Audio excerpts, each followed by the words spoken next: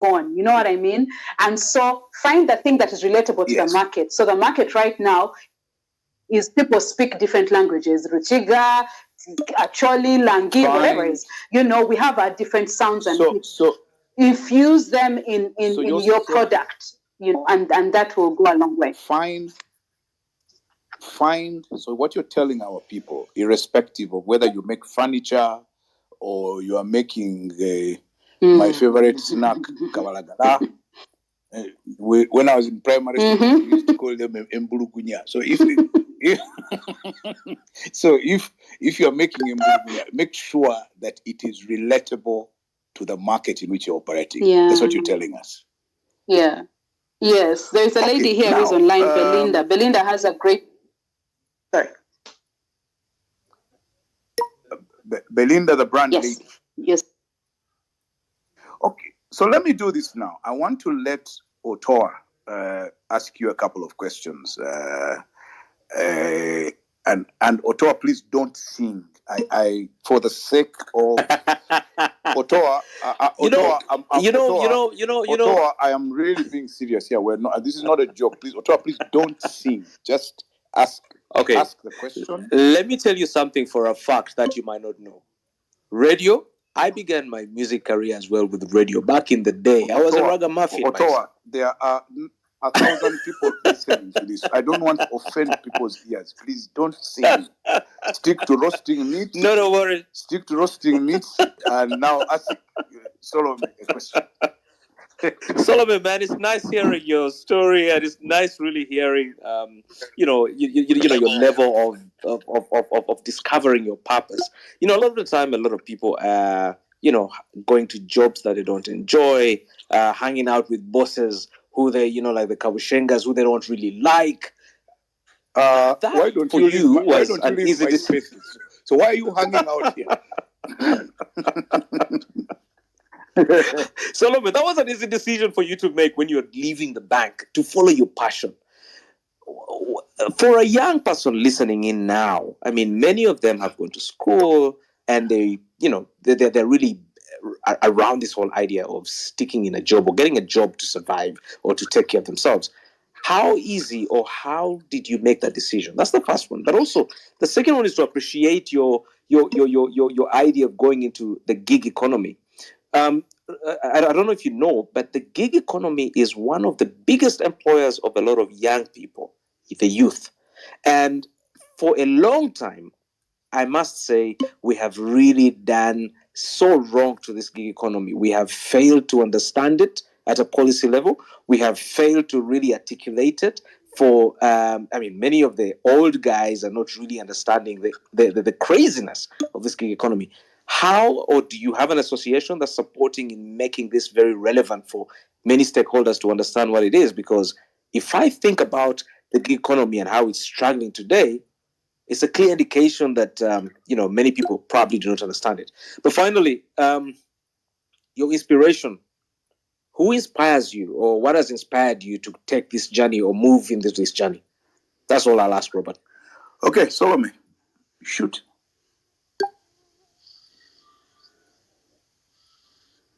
Oh, we seem to have lost her. Did you take her off? No, I think she must be having a problem with her connection. So let me try and get her back in again.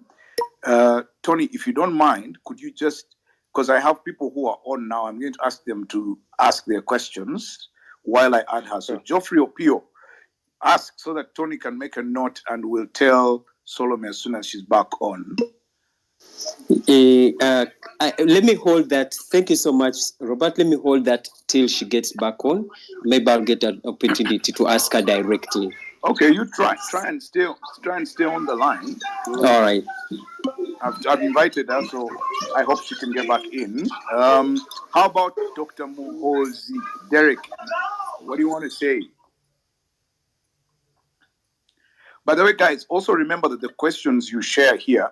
She's back. Voila la. So, Solome, we're going into other questions, but Otoa had asked, would you want to answer? Yes, I had. Yes, I had his questions. Do you want to answer? Okay. So the first one, I had discussions. Okay. Yes, I had his questions. Yeah. So the first one is making that jump. How easy or hard was it? It was actually, it was hard, even though I speak of it like as if, I went through this. But it was hard because, as you heard, I was going against what has been done in my family, but at the same time, I was leaving a good paying job. But for me, I had reached at a point where I wanted to live out my passion and my dream. And I have one life to live. I think for me, that's how I live now. I have one life to live. I don't have any more room or time to say, oh, let me stay here because it's comfortable. It's what society says, you have to get a good paying job. But for me, I think it's the thing of you have one life to live. Find that thing that, yes, you're passionate about and that you are born to do. And for some people, it takes years to do that. I did it when I was 32. It took me a while. For some people, they know it when they're 2 years old or 18 years old. But I think find that thing that you're passionate about, and you are born to do it. And it just gives you life. Like when you speak about it, it's like as if you can dream 1,000 things around it and you just move with it. And for me, I think that's one, advice that I can give, that, find it and do it. Don't stay in a place where it's about comfort or society, or it's out of fear, or it's out of what will they say? What will my husband say? What will my wife say? What will my friends say? Sit down and really ask yourself, like, if I have this only chance in my life, what do I really want to do with my life? And do it. And guys, the sky is the limit because you can. Yeah. The second thing about the gig econ. Yeah, the gigs. The gig economy, which is very weird when you're outside it. And I understand that because when I was coming into it, I absolutely didn't understand it. But there's one thing you kind of need to also see is that there are different stakeholders in the entertainment industry. I'm going to talk about the gig economy, but just to point it out is in the industry, we have different stakeholders. We have the DJs, we have radio presenters, we have promoters, They are called and we have Bivulu promoters on the whole scale, whether it's downtown or uptown, whatever it is. And all those are different stakeholders in the industry that you need to think about, and know that that system is there. It may not be as defined, but it's getting better. But those stakeholders are there. And so in the gig economy, that's how you kind of get your music out there. And then you are able to then have these events. Let me remove COVID out of the way. For the gig economy, it's in those events. When we invite you for events and we say a ticket is 50,000, great. You're going to pay 50,000 shilling. Sorry? Actually, Solome, the word gig comes from the music and entertainment industry before it was taken away by the IT and innovation people. So, yeah. Mm-hmm. Yeah. Okay. Yeah. Let me then the other question he asked you is, who inspires you? Okay. So before I go to that, let me just finish the point. This other point, I talked too much, but let me just finish it so that I close it up. Just to give you an understanding, is someone when we invite you for events and you're going to pay for Solome's concert, you're paying her 50,000 shillings. You're seeing 1,000 people in Serena. So that is how much 50,000, 1,000 people, 50 million. Solome, is it 50? I'm not good in math. I'm not a mathematician. My father is, whatever it is. So that amount. He failed in that department.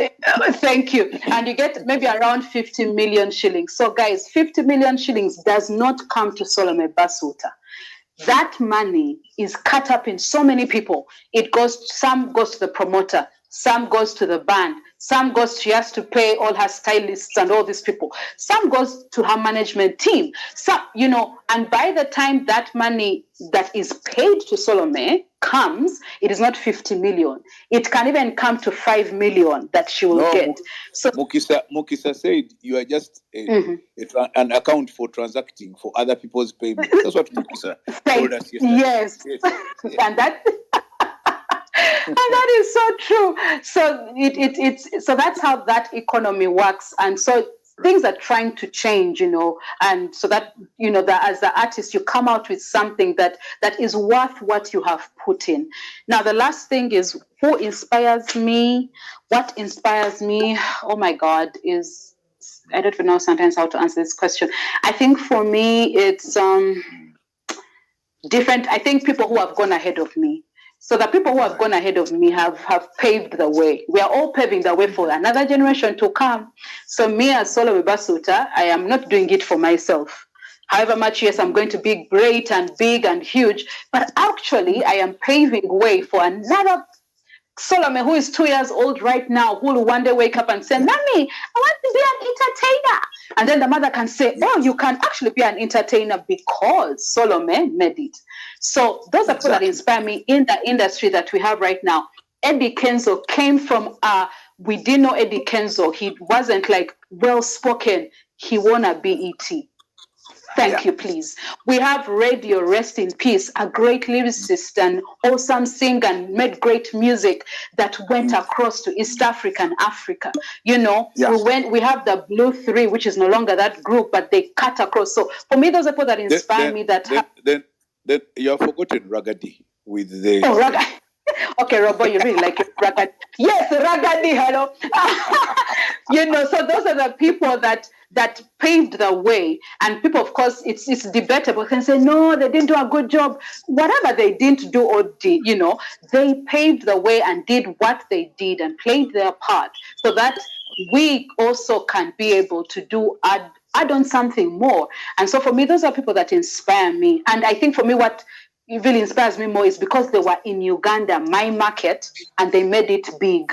And for me, that speaks to me that, oh my God, I can also make it and then even make it bigger, because we are supposed to build on a foundation and then put another foundation, not remain where we are, And so keep building, because we're not doing it for ourselves. We're doing it for people and generations to come. Yeah. Okay. Geoffrey Opio. Thank you so much, Robert. And when I asked to wait for her, I kept thinking I'm going to keep reframing my question, and that was the idea why I delayed it, so that it makes I become much more clearer. Solomon, thank you. Sorry, Solomon. She's not Solomon. You. Sorry. It's just that Solomon was on my mind right now. Yeah. Solomon, thank you so much for your story. Yes. Thank you so much for your story. Thank you so much for your story. It's a very inspiring story. Yeah. There's one point that, at the point when I requested to be a speaker, there's a point that you raised as one of your sources of raising income and all that, and that was grants and all that. And one thing that I've been always struggling with the entertainment industry is many times when grant makers seek out for specific people in the entertainment industry is because their music or thing or whatever they're doing sort of relates to what this grant making organization believes in. But the challenge at times I don't know why I have feedback. The challenge at times is much as you believe in something, much as these entertainment guys believe in something, many times you also follow the money in terms of trying to come up with certain songs in order to try to follow the money. But then I'll give a typical, just an example, because I don't want to specify, to mention a specific artist or what. at one point, a grant maker might approach you to kind of promote work around reducing on NCDs, non-communicable diseases like cancer and all that, things like that. Then the very next day, the entertainment person is now busy promoting soft drinks, which sort of contradicts with the other, because we all know soft drinks is one of the causes or one of the leading causes of cancer and all that. So that has been a difficulty in dealing with the entertainment industry to kind of promote or push for the cause for the specific cause or specific things that you believe in. How do you balance that up? Okay. So we're going to wait for Solome to get back. But while we wait for Solome to get back, I just need to advise you guys. Again, since this is a mentoring session, I might as well mentor you on... By the way, Otoa, when is your public speaking session? Tony.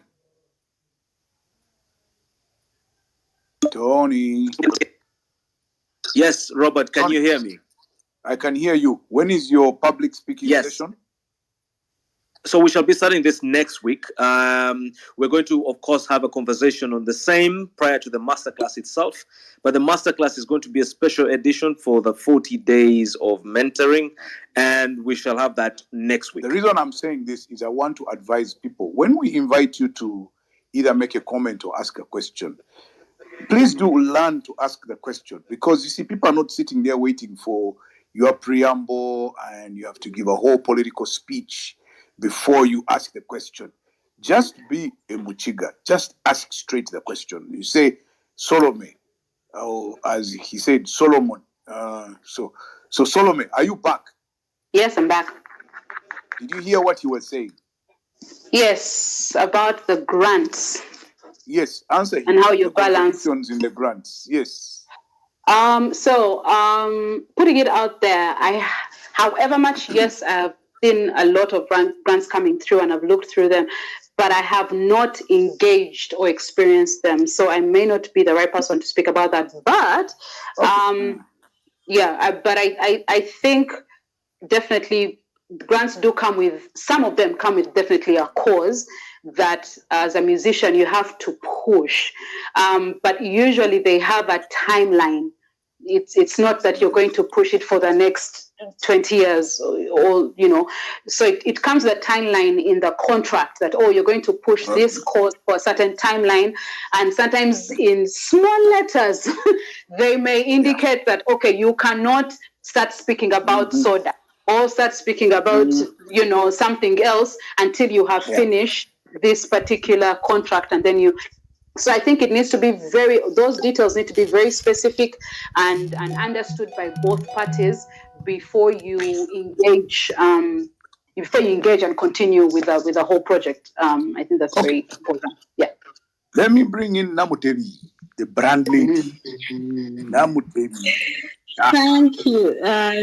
Thank you, Robert. Hello, Tony, and Walala, back to you, Solome. Yeah. So, Robert, that point you were trying to make about us being relevant to the market has reminded me of a quote from Nelson Mandela that says, when you speak to someone in a language they understand, it goes to their head. When you talk to them in their own language, is trying to tell us to connect in a language that this market understands. Now to my question. Yes.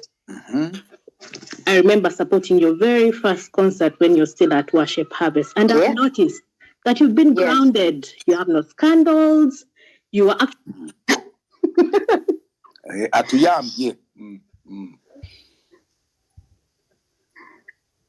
So go on. You see, guys, I've now lost the brand lady. It's the network, I think. She's connecting. I can see her connecting back again. I hope she can come on, because you see, this is what I said. People should ask their questions. In the meantime, no, I wanted to alert somebody to speak now. I've removed him instead. Chris, ask again. I'm sorry. I just don't know. So Patience, what do you have to say? All right. Good evening, everyone. My name is Patience Shemeliwe. And first, I would like to thank everyone who has taken part in this initiative. Thank you so much. So my question to Madam Solome is, how long did it personally take you to accept your passion and actually take it on, deal with the fact that your biggest supporters, including your mom, were not in favor of your decision, quitting a better paying job for something you're not even sure of how much you're going to earn? Did you go first sort the matters with your parents or the people that you cared about, or you just said, "Oh, let me go for my passion. Maybe I'll prove them by the results that I'll get"? How did you deal with it in particular? What that? Okay. Oyo muli de asomoyo. Yes, so very eloquent. To the point, no.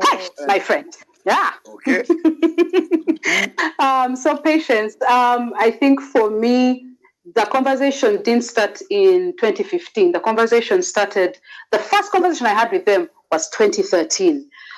But I wasn't ready for that move. And so the way I approached them was, "Oh, mommy, I want to do this thing. Can I do it? Should I?" I wasn't sure.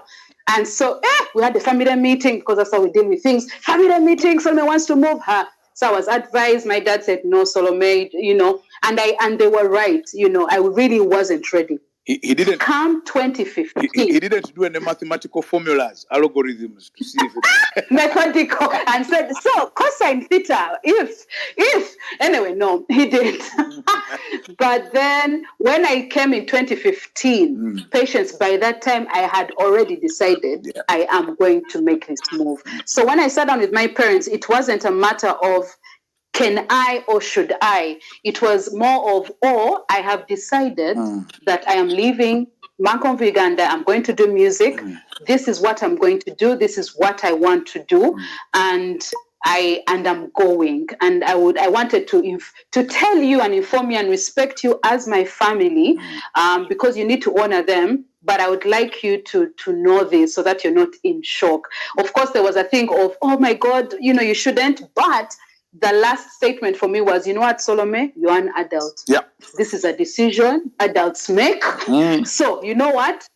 Go. Do it. And live your life. We are here to support you in any way that we can and is possible, but go. Yeah. And so I had that push, and that has really helped me along the way, because seriously, out of everything, my family has been the biggest supporter, coming for events, sharing my posts, financially giving. Yeah. So for me, that has been a big plus, and it helped. So I think when you're transitioning, if you have to speak to parents, sometimes it's parents, sometimes it's your spouse. You can't just up and say, "I'm going to be a chef." Hello, please. We have 5 children. Be serious. So you need to still talk to the people that it affects, before you do the jump. Okay. Yeah. Kacho, now you can talk. Chris.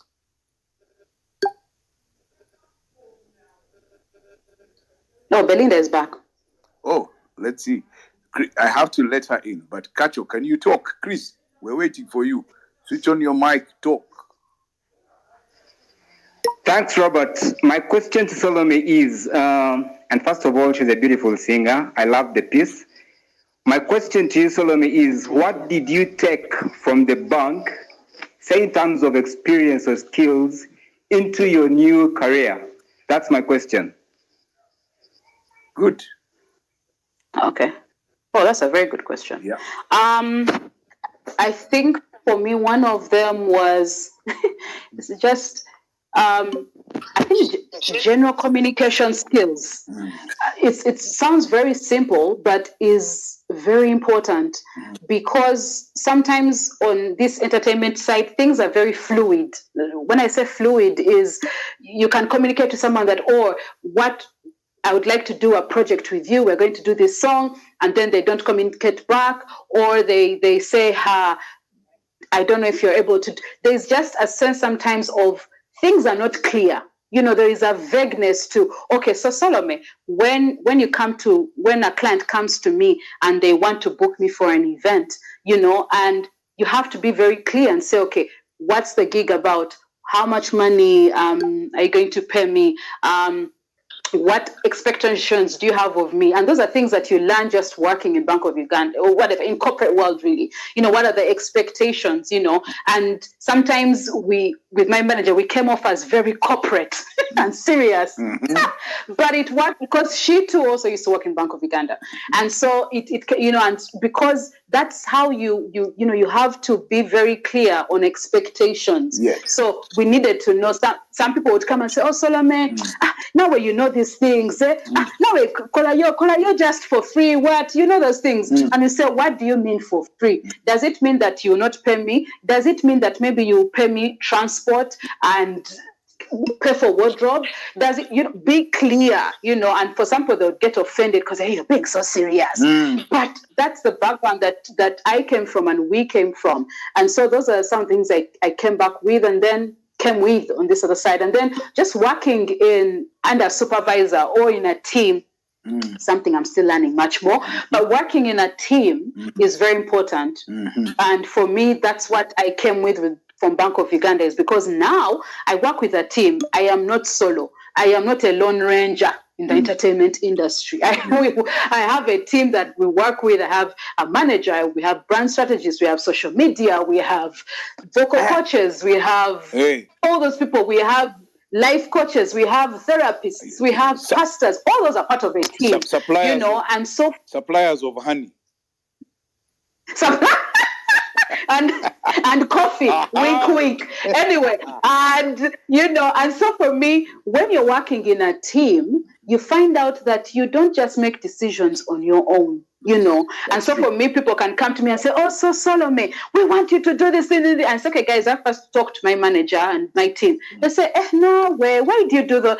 But that's how it is, and that's how it should be, because in management or in a team, you save yourself so many things, and as a team, the team sees a bigger picture, sometimes that we as creatives may not see, but they see the bigger picture and you're able to accomplish much more. And so those are the two things that I can pick out that I kind of came with from BOE. Okay, now the next question, Solome, is going to come to you almost as a complete surprise. But I'll introduce you. Oh, okay. Sanda Lyle Walusimbi. Sanda? Lyle Walusimbi. He wants to ask you. I'm sure you know who that is. Sanda. Walusimbi. Oh, you're Sanda. Okay, yes. Hi, Solome. Hi, what's up? How are you? I'm very well. My question to you is, how do you intend to rebrand yourself, if at all, when you hit the 5th floor? Is that something? Is that something you have thought about, or would you prefer to coast along? Wow, thank you, Sanda, for bringing just my life to because now not even yet on the 4th floor, but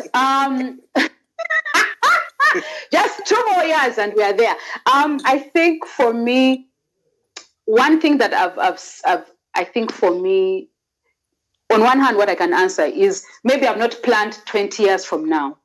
But one thing that I've defined and that has helped me through my life coach, I have a life coach who helps me, is defining who you are. Because who you are, however much you go through the different phases of life, it keeps evolving, but you still remain who you are. So for me, defining that, an entertainer, the arts, it will evolve. And definitely, I guess when I reach 50, I'd like to be like Aretha Franklin, that I'm still performing at 70. Yeah. And that is why I keep healthy. That is why I keep my voice healthy. I don't drink. Actually, I don't even drink alcohol because I think of my voice. There's something that I don't do because I'm thinking my voice, because it is my unique identifier. And so for me, I think looking ahead to the 5th floor, I'm hoping that I will still be in the industry. It may look different, absolutely, but I feel that I will still be that entertainer, doing different things, mentoring different people, putting up spaces for that generation that is coming behind me. But I know that I will still be in this same circle, but definitely evolved into something bigger and better. Solome, I'm going to do this. I have 3 people that I'll let ask questions, Yes. but I'm going to let them all ask their questions, and then you'll answer them in one go. You came with your exercise book and a pen, yep? I have 2 pens, my friend. Do you have a mathematical set?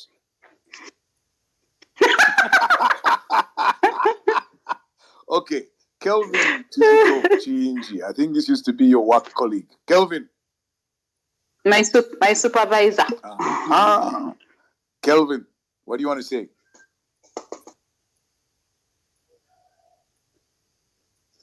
Kelvin, are you there? Okay, let's see if Charles Nsamba. Charles. Hi, Robert. Solome. 6 or so years ago when you were starting out, you were younger than you are today, and you had heard of names like Ragadi. Why didn't you come up with a stage name? Can you hear him? I can't hear him. Am I audible?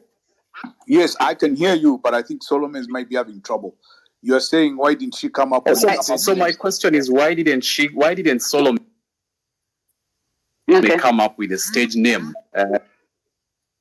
6 years ago, when you were starting out. Why Solome? Robert, you want to repeat that so that I'll hear from you, because I didn't. Oh no, he's asking 6 years ago why did you get a stage name like Ragadi or Moseredio or Chameleon, Bobby Wine, Bebe Cool, Robo? Huh? Okay, so that was his question. Now I want to bring in. Yes. Okay. I want to bring in Mary Luswata. That will be the last question. Okay. Mary. Okay. Hi, Solome. I've got 2 questions. One is, you spoke about 2017 as being your hardest year, where you had just 2 hits. Yeah. At that point, when you were thinking of this new sound that you're bringing into the entertainment industry, you want to sing things that are not yet here, but it's the sound that you want to introduce, but there's a sound that is already singing, a sound that is already selling. Did you at some point think, this nice voice of mine, if I added like the loud beat, the Afro beat, the Ugandan sound, would it sell better? And my second question is, do you do anything else besides music? Do you do anything to bring in a little bit of money besides music? Thank you. Solomon, did you hear that? No, Robo, you're going to repeat for me. 1, did you ever consider putting your voice into the Afrobeat sound at any point? Even as you were thinking into what? Sound? The Afrobeat sound, the one that was popular in Uganda. Okay. Number 2, do you do anything else apart from singing that brings in money? Okay. Okay. Go on, answer those now. So that's it? Yeah. Okay, great. So for Charles, why didn't I come up with a stage name? Shaniqua, maybe if I rebranded the 5th year, as Sandra says, I should be Shaniqua.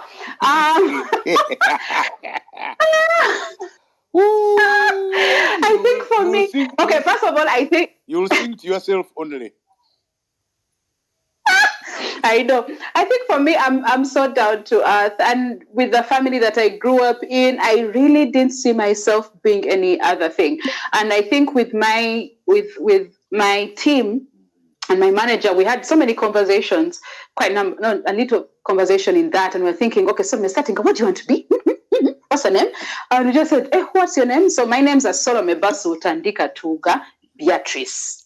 I did not want to be Solome Ndikatuga because Ndikatuga is such a hard name. Let us welcome Solome Ndikatuga. It's just like to become a problem. Our accent people would have chewed their tongues. Thank you, please.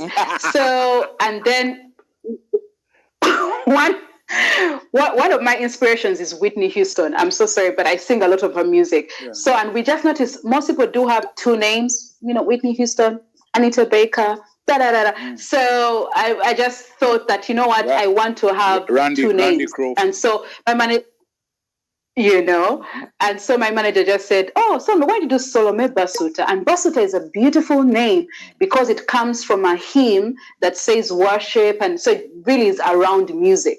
So we said, "Yeah, solome basuuta." And so, yes, Charles, I don't think I'll change it unless another rebrand comes.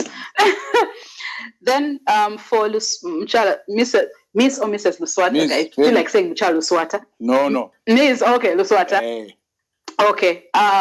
Did you consider the Afrobeat? Interestingly, when you go back and follow me, because everyone is going to follow, you will see that I've been speaking about my transition into the Afrobeat space and learning that whole genre and that whole space. I've been speaking about it in different posts, which you're going to see either on Twitter or Instagram. Just go and follow, and I'm speaking about that. So actually, I'm transitioning into another space that is the Afrobeat, and hence the new song or most of the new music you will hear will have that component because I'm experimenting and trying to create also a sound for Uganda. And so the latest song that is out right now, Sukuma, which you're all going to download and share, is out, and maybe I'll sample it at the end, is an Afrobeat song. And so definitely I am experimenting with that. The last one, she said, do you do anything else? So right now it is music, but like I said, this is how I work. I work with a team. So my team and I have definitely working on other spaces of bringing in cash flow that is still about Solome, but it's also business, but it's away from music that is soon going to start this year. COVID. Yes. But it will start. Yeah, but definitely something else is coming. So, Solome, this is the point at which I tell all our listeners and the guys out there that tomorrow, our mentor, and I've chosen him because all of you have been asking me, how do we raise capital for business? How do we get that's a nice finance? Where do we find equity? Where do we find... I found the right person who will tell you how this is done. And that's what he does for a living. He advises people how to raise capital. He's called Daudi Nanambi. I will have him tomorrow, the whole day, and then at 7 p.m. we shall have a chat like this. Daudi Nanambi, and he has a business called a Sigma Capital. So he will talk to you guys about how to raise capital. So be ready tomorrow. Solome. Yes.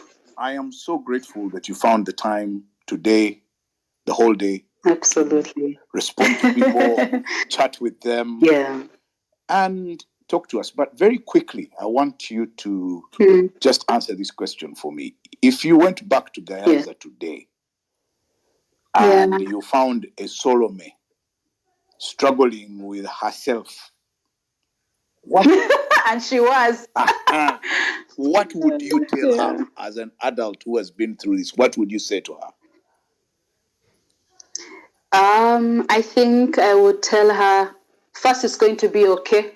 You're going to be fine.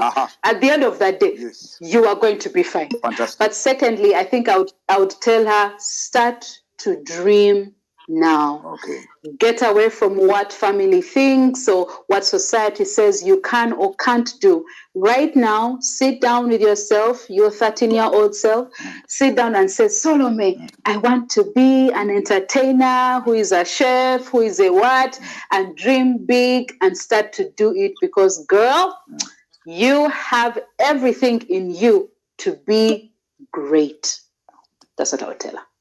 Okay, so I told you at the beginning that my son walked in when we were starting the show.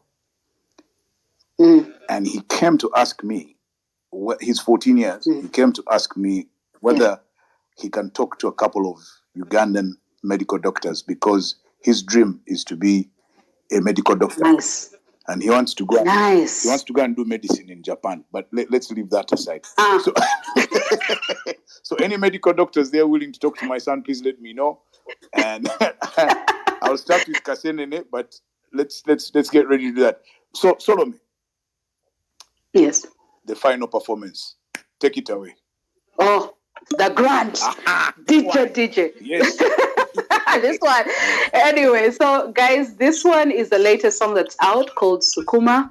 And you can go and down whichever iTunes, Tidal, Spotify, you can go and share it. And it's the latest song. And a video is coming out on Thursday on my YouTube page. So subscribe and you will get it. So here we go, DJ. Selector. Ona Sukuma, hey, Ona Sukuma, baby Chukua, baby Sukuma. Waita wako matia, labi antake musua, pulira setagera, oh sefuna.